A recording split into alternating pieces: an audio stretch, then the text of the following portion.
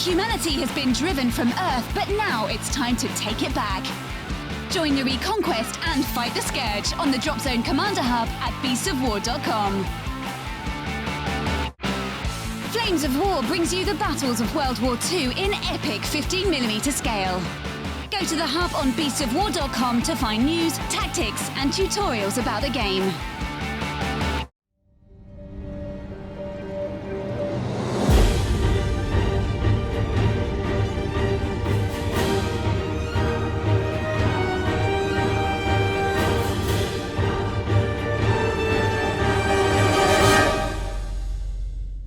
Hi guys, and welcome to day 3 of the 40k Mechanicus week, where AJ and myself are having a deep look at the 2 books currently within the Mechanicus faction, and getting to grips with all of the kind of the narrative, where the hobby is, and yeah, all the technical and tactical options that we have available to us. In this video, we're going to be looking at the elites, the glory boys in this one, isn't it? Very much so. So we're going to be having a look at the Ruststalkers, the Infiltrators, the 2 types of Electro priests. We're going to be talking a bit about the kind of the background to these guys and just a little bit about them. Remember, we also have a backstage edition of this show. It's a whole additional show over on beastsofwar.com, where we look in even more detail. That's where we're going to be discussing the battlefield roles of these particular units, the deployment options for them, and the kind of the out-of-the-box builds that we have, and then the optimum uses and the option selects for whenever things are maybe not going quite your way and you want to know what you could potentially do next. Right, let's kick off, AJ. We're going to have a look at the Sicarian book. So if you were following along at home, grab that book there. Right, so first things first, we're looking for the Ruststalkers. Yeah. So these guys are the Sicarian Ruststalkers. You'll find them on page 59, and they look like this here. So amazing looking models These to are begin with. great models. They just look so bouncy and dynamic. They, you know, it's just even the movement in the limbs, that kind of backward sort of goat leg kind of thing going on. It just, yeah. you know, it just looks. They just look like they could spring from anywhere, don't they? So we have the Ruststalkers and the Infiltrators. So there's our Infiltrators there. What's the background to these guys? So the Ruststalkers are originally they were originally sort of created to be assassins on Mars. So that's why they're very close combat orientated. But obviously, like everything on Mars, it was adapted for a wartime role as well. So traditionally, maybe more political, you know, kill the neighboring tech priest and take all of his stuff. Whereas now it's much more of a kind of we're at war. Yeah. Out you go. So they're very combat orientated and just terrifying. Let's talk a little bit about their stat line here, okay? So they've got weapon skill 4, ballistic skill 4, so already good all-rounders from that perspective. Strength 4, toughness 3, wounds 2, initiative 4, attacks 2, leadership 8, and a 4+ save. Their Ruststalker Princeps, which if you wanted to, he's considered a character, isn't he? So you could make him your warlord if you wanted to. It could be. Yeah. It's exactly the same stat line, except he gets an extra attack. His leadership is 9 instead of 8. It feels a bit Space Marine-y, a little bit. On the way. They're kind of they're difficult to kind of get a grasp of. On paper, a lot of people have kind of looked at them when toughness 3 and you know, only, you know, initiative 4. They're not going to be very quick or agile in combat, but in actual fact, probably the biggest benefit that they have is the Dune Strider special rule, and that crucial Crusader special rule as well. So they're super super quick. They're not held back by anything. They can just push forward, get that combat. Again, like most of the units in these codexes, they're quite cheap for what they are. They're only 160 points, which... Yeah, 160 points for 4 for an elite unit, or for 5, sorry, for an elite unit. That doesn't seem too bad. It's not too bad at all. Not whenever you factor in the fact that they have power weapons. Yeah, well, they're carrying Sicarian battle armor. That'll be where they get that 4+ from. But let's talk about a couple of the weapons they've got. They've got the Transonic Razor. So if you nip on over to page 75, the Transonic Razor is...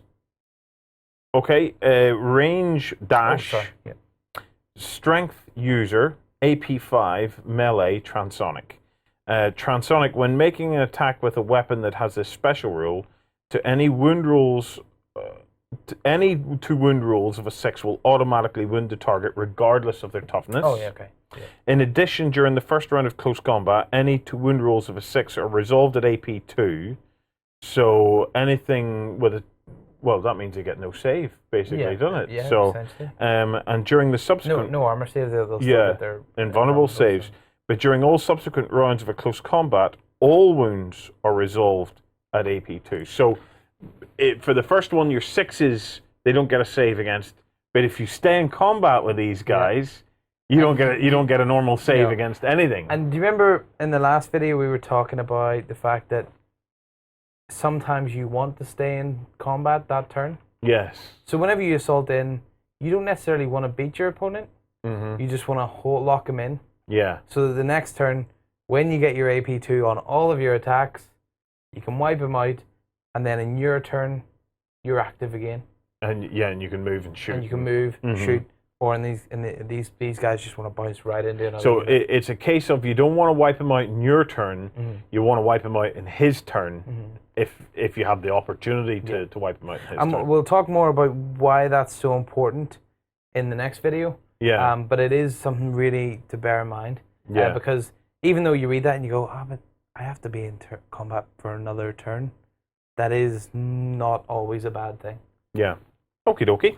I want to read a little bit about the fluff for these guys. So the Sicarian Ruststalkers are stick-thin assassins driven to a bitter murder lust by the mutilations of their former lives. Known as shivs to the soldiers of the Astra Militarum due to the shivering, blurring appearance of their transonic weaponry, the Ruststalkers dart across the battlefield at daunting speed and fight with a frantic energy. They're like things out of your nightmares, aren't they? The one who witnesses a pack of these metal-limbed killers attack might initially see their blows rain from carapace armor or layered ceramite with transonic shrieks.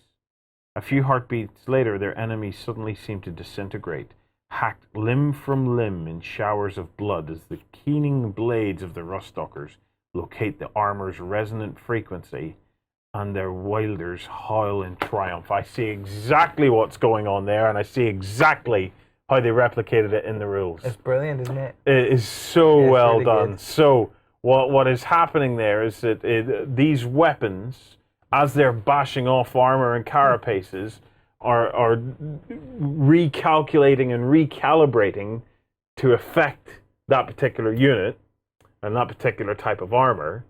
So yes, you might get a lucky shot that first time round with your 6s, but after that first round of combat, you're gonna do those weapons have zoned in and there ain't no saves. That's so well done. It's so clever, isn't it? It's a really, really nice little unit. Onto the Sicarian Infiltrators. I'll talk a little bit about the fluff of these guys first, and then These guys are great. They're like neurological and psychological warfare. Okay, well, let's see.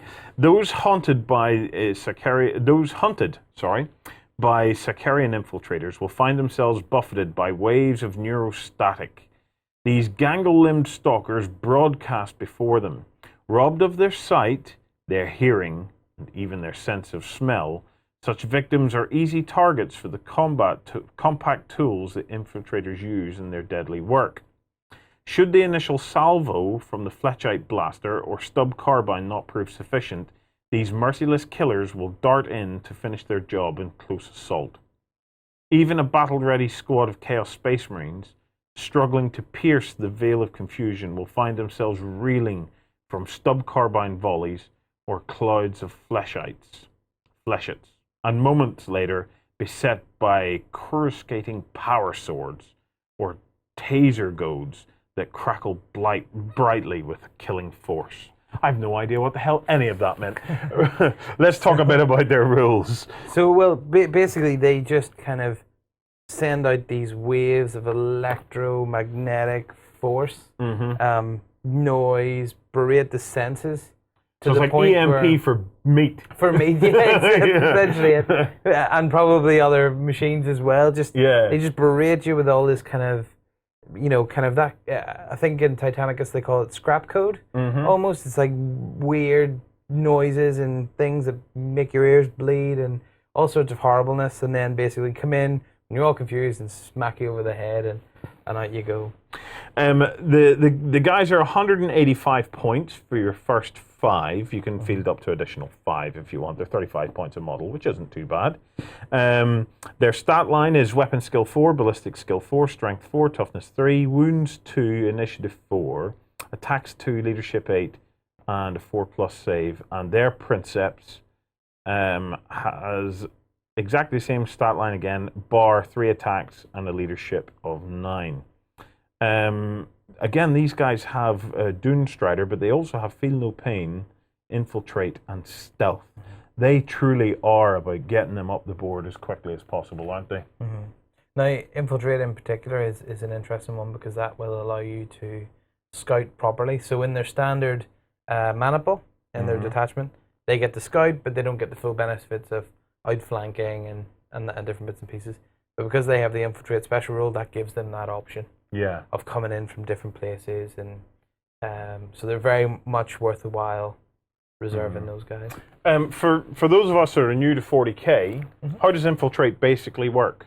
So Infiltrate works in a way that if you're deployed, once all other units are deployed, then you would deploy your Infiltrators. So yourself or your enemy, depending on who deploys first, deploys their army. You would deploy your army. And then once all other deployment is done, you deploy your Infiltrators. Now, Infiltrators don't have to stay within the deployment zone. They can be deployed anywhere outside of 12 inches of your enemy, as long as they're out of line of sight. Yep.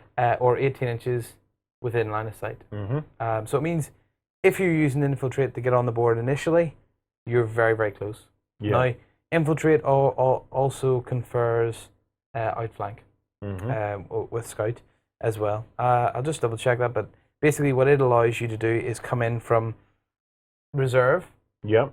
So you would roll for reserve as normal.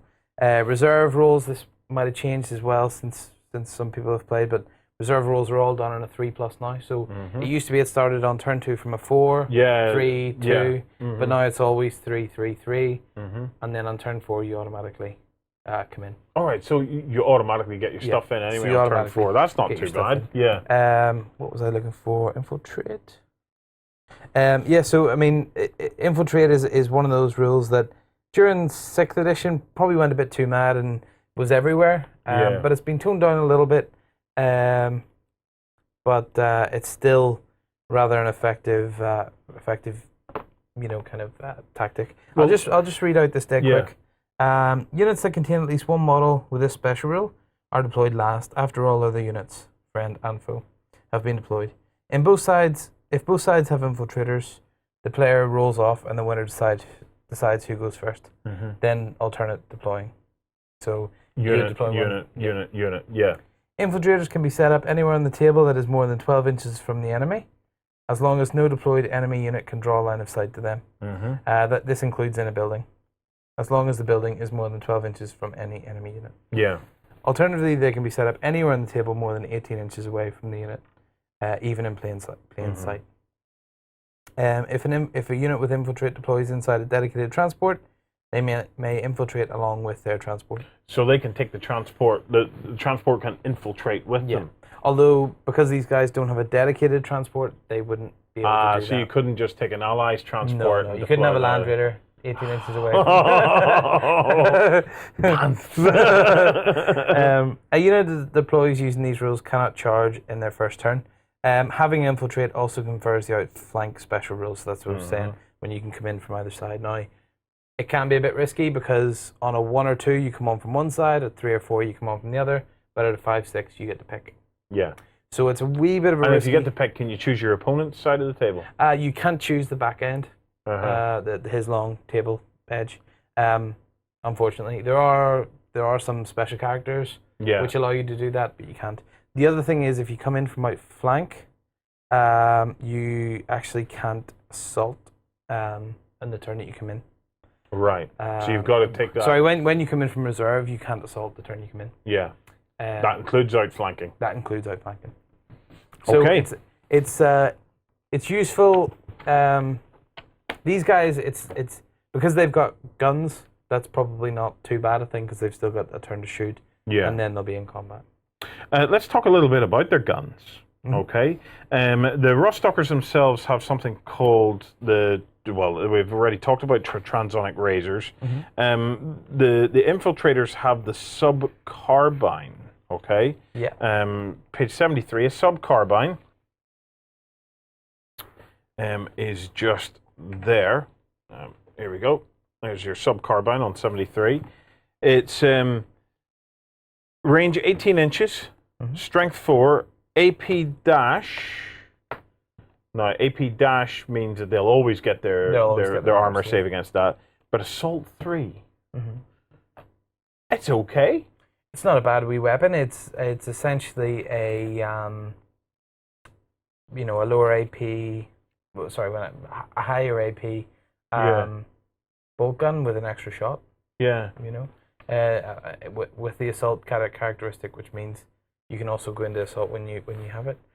But they can replace their sub-carbines, and I think this is where it gets interesting, with fleshite blasters and taser goads for free. So let's see, 72 and 75. So 72 is fleshite blasters, range 12-inch, strength 2, AP dash, burst pistol, shred. A burst pistol, a weapon with this special rule, fires 5 shots when fired, but is otherwise treated as a blaster. I think we've talked about that before earlier in the week. It's similar to the Dominus has a similar weapon. This one isn't as strong.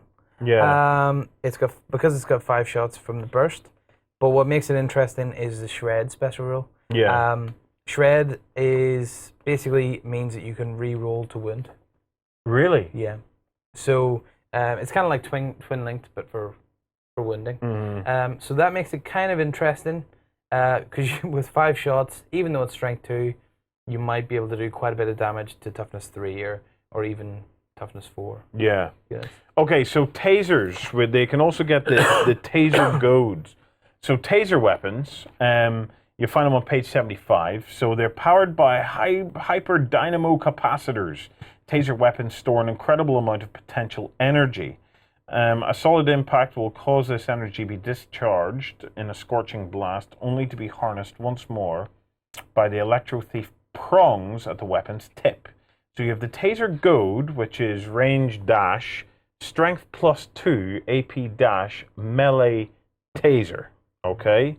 Taser lances have 2 profiles for strength. The first is used only on a turn in which the model charges. The second is used at all other times. That's just for the lance then, which we're not concerned with here. But it has the taser special rule. When making an attack with a weapon that has this special rule, a to-hit roll of a 6 causes 2 additional hits on the target. So 3 hits. 3 hits. Instead of 1. You get that for free. Yeah. So what you're sacrificing there is the AP3 of the power weapon. Yeah. Having said that, though, when you're getting +2 strength, AP3 isn't as great as it used to be. Power weapons aren't as great as they used to be because it used to be power weapons just automatically removed your save. But That's right. Because they're AP3 now, kind of makes them useful, but whenever you come up against those Terminators and things like that, you're not quite as worried as you used to be. Yeah. Yeah. I think I'd go with this. for a free upgrade. I like the idea of. Plus, I think the fletchet pistols are interesting as well. See, the problem is, right? It says on a 6, it causes 2 additional hits. This is one of the problems of 40k. It's not really a problem. It's a feature of 40k, and it's something the designers do very well, right? Is they encourage you to take stuff that in your head you think, oh, that's going to be awesome, and you will not roll a single 6 the entire game until it comes to leadership tests, and then you roll all the 6s. So this is the thing. I immediately in my head I was making the classic mistake of looking at that and in my head going, oh, 3 wounds instead of 1. You have to take that, but it's on the roll of a 6. Although, having said that, when we talked earlier in the week about the Volkite Blaster, remember the one that the Dominus had? The one that gave you on a roll to a wind, you got an additional wound. The difference between that and the roll into hit is that when you're rolling to hit, you're rolling more dice. Yeah. Whereas when you're rolling to wind, you've already taken away the hits that haven't hit. Yes. So you have got more of a chance. Plus, if you get that on the charge, you're probably going to do okay. You could also even consider your allied in Psyker, we've mentioned a couple of times before. Throw some prescience on that unit, get them rerolls to hit. That might work, actually. So you're always... It's still a bit of a chance, though, because the thing is, what if you don't get 6s? You get nothing. No, that's true. But at the same time, what you're getting for free is +2 to your strength. Yeah. And that's making you strength 6. That means you're instant killing any toughness 3 models. I suppose... That's a lie, actually. It's not that you don't get nothing.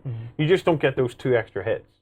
No. So they're bonus hits, but you will still get your single hit. The single hit will go through. Plus you're getting your ability to instant kill those toughness 3 models. So that might be Dark Eldar Archon, or an Eldar Exarch, or something along those lines, which otherwise could do a fair bit of damage. Okay. Time for a quick comparison. If you had to pick something out of the 40k, roster to compare these guys to, what would be their closest kind of comparison?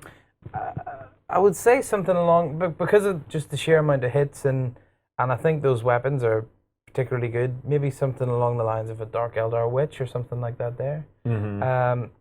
Although the instant advantage these guys have is that they've got that extra wound and the feeling of pain. Yeah.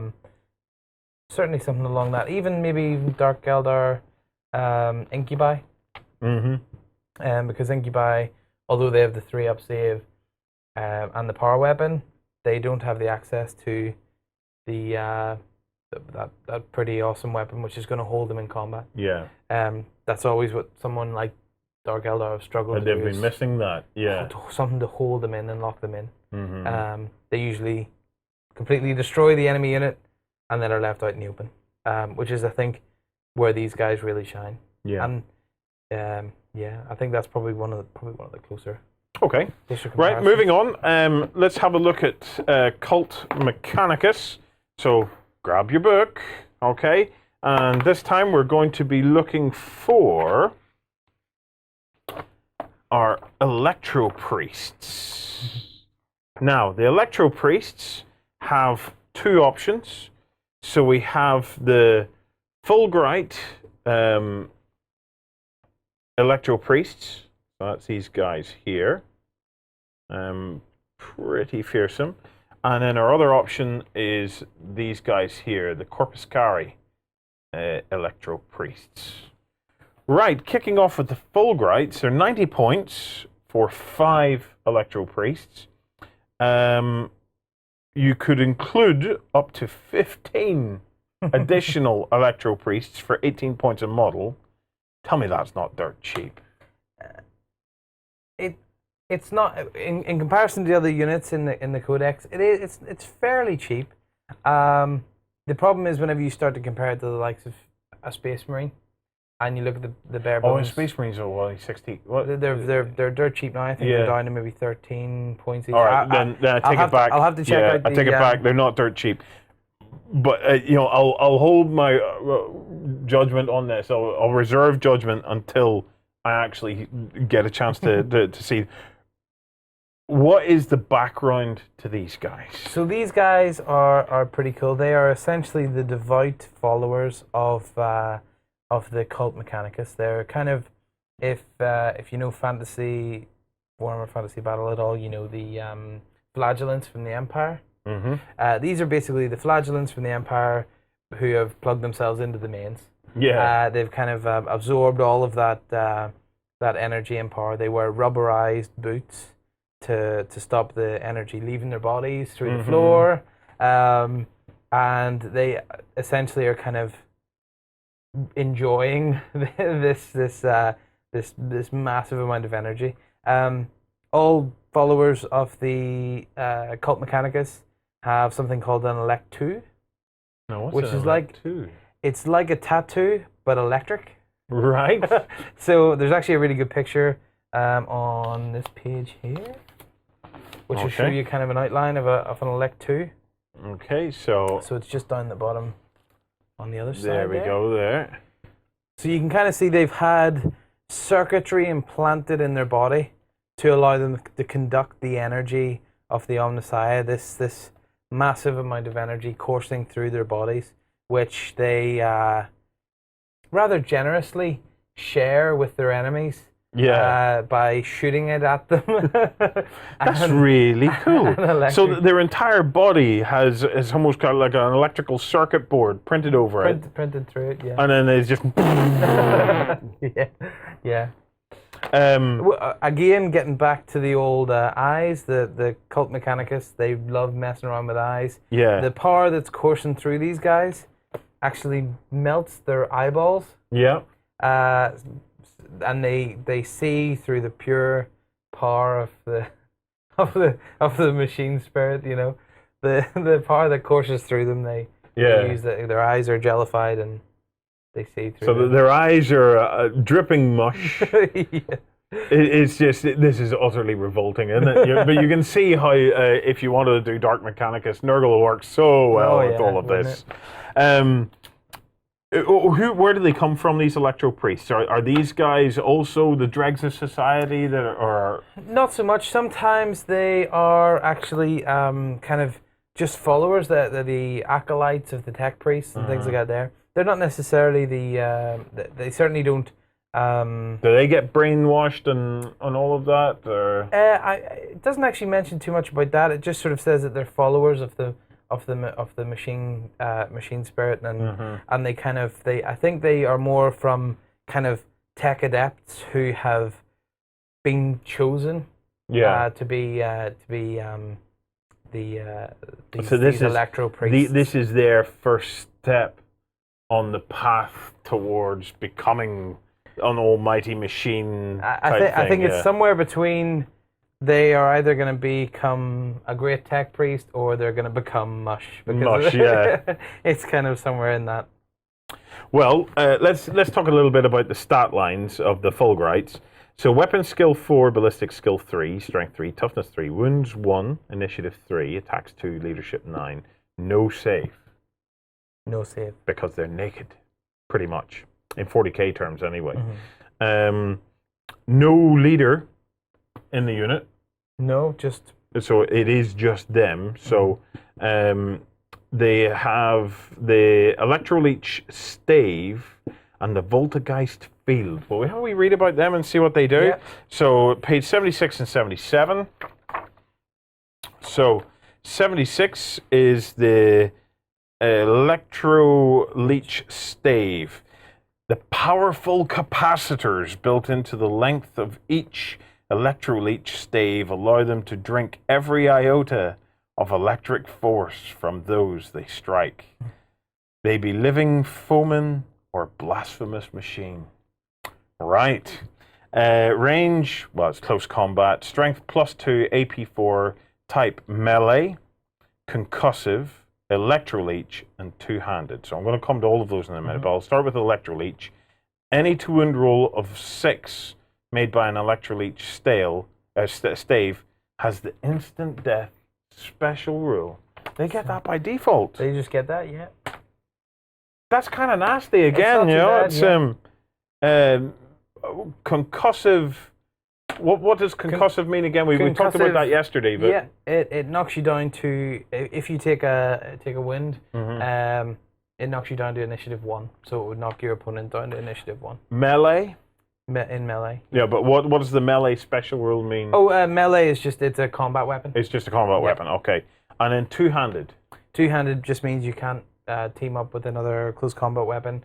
You couldn't use a pistol. So you can only use this weapon. You don't get the bonus attack. In 40k, you get a bonus attack if you've got 2 close combat weapons, whether one's a pistol or a sword or 2 swords or a knife and a sword or an axe and a sword, or if you've got 2 close combat weapons with the melee. It's interesting. I'm doing that thing again where I'm reading the end going, instant death, it's instant death. And then I'm forgetting about the bit that I've just read over, which means you need a roll of a 6 again. Yeah. You're talking a unit of 5 guys. You could bump it up to 15 guys, but if I remember correctly, this is the one with the canticles in it, so you don't want to go high if you want to be able to make full effect of the canticles. And if you don't go high, the chances of rolling a 6 on 5 dice, I'm about to tell you what that is. Let's see if it happens on camera. So, here we go. Okay. 1, 2. Would you believe it? I got 2 6s. Okay, so 2 instant death.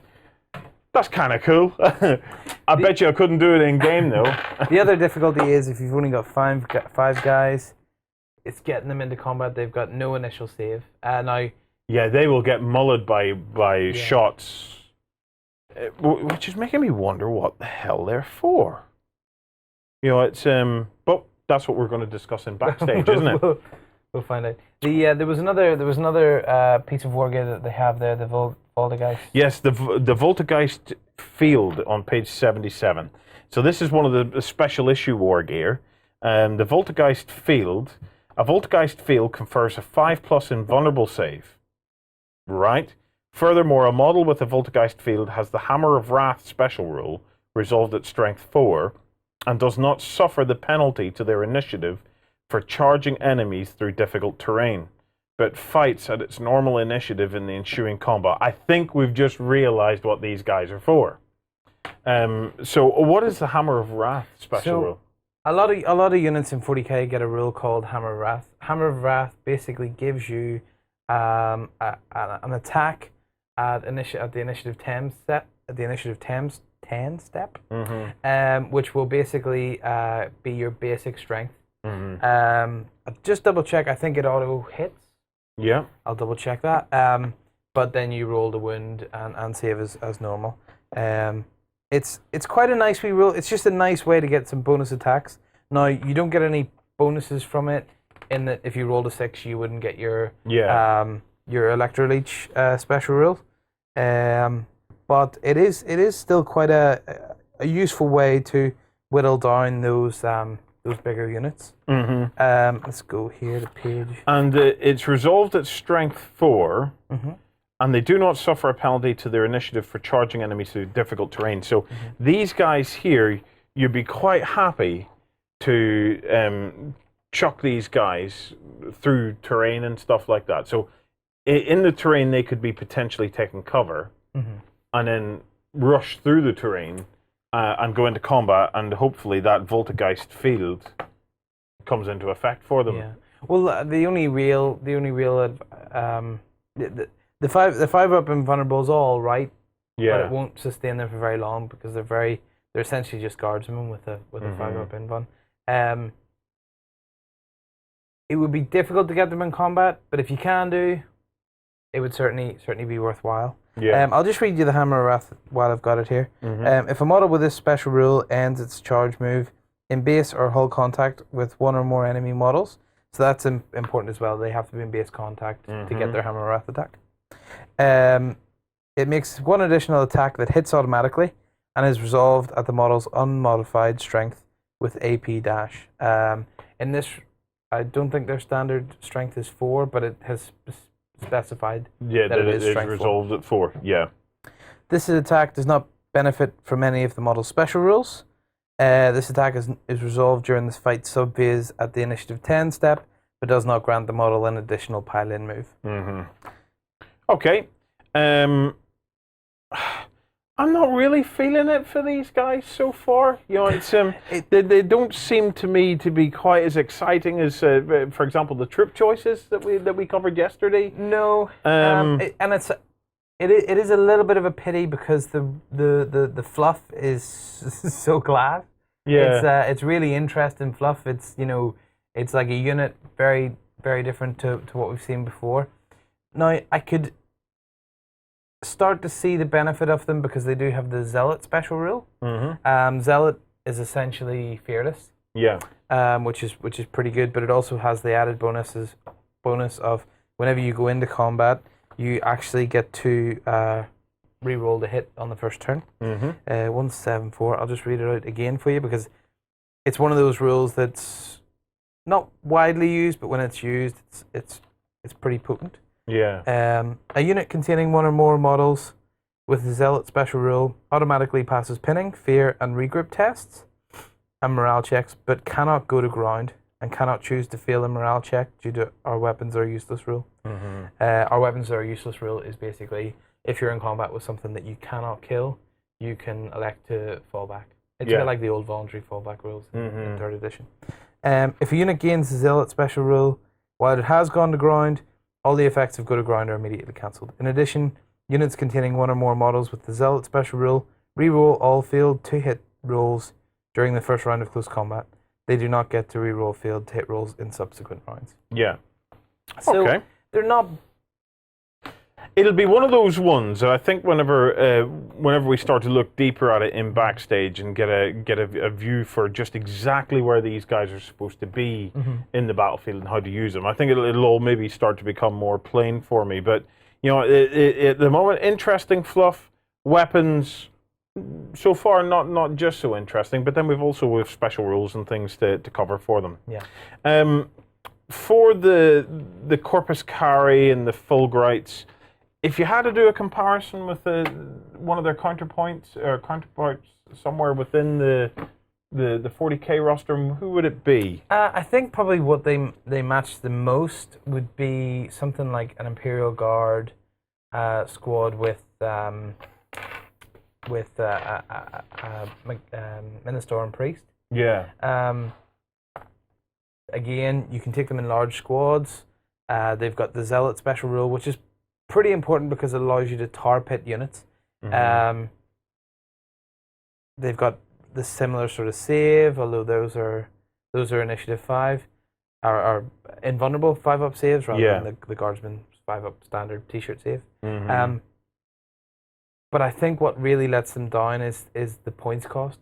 They're very highly pointed. They've got lovely extra special rules, but what lets them down is just that if your standard kind of guardsman level stat line is more points than a Space Marine, you've got an issue there. Yeah.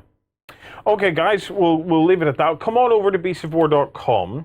We're going to be doing a whole other show on this, where we're going to be looking at all of these elite units, specifically with what their roles are on the battlefield, where we'd place them, and specifically, I think it would be important for these guys. What's the op select? So, if we find them out of place or whatever, what opportunities or options do we have to start feeding them back in again and getting some use out of them? Yeah, definitely. I think for the Electro priests, we'll look at what are the redeeming factors of the Electro priests. I think we've been a little bit down on them, but we might be able to find something that makes them kind of worthwhile. Well, we still have a lot of special rules to go through. Definitely. All right, guys, come on across to www.beastsofwar.com, grab yourself a backstage account and join us in there, and we'll look more at the elites of the Mechanicus.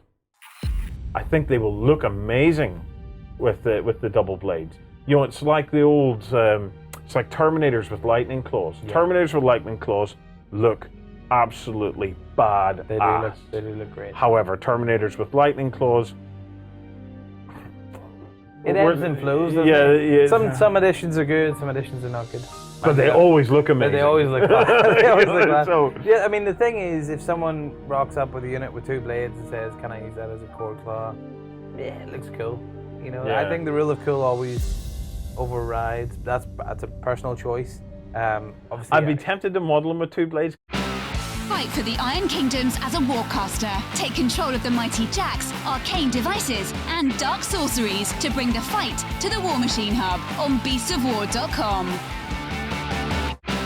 From Viking halls to the cities of the future, terrain buffs will love our foreground hub.